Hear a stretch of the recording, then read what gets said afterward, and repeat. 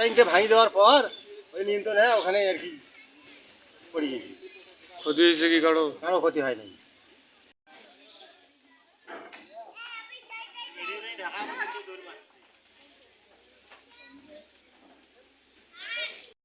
আপনারা দেখতে পাচ্ছেন যে এখানে একটি অনাকাঙ্ক্ষিত ঘটনা। এই ট্রাক্টর রাস্তায় যাওয়ার সময় এক্সেল শেপ ভাঙে ড্রাইভার সহ লেবার মোটামুটি 4 জন ছিল। আলহামদুলিল্লাহ কোনো ক্ষতি হয়নি, কিন্তু গাড়ি যেটা আছে এটা এক্সেল ভেঙে নদীর কাছে যাওয়ার সম্ভাবনা ছিল। এই অবস্থা এখানকার।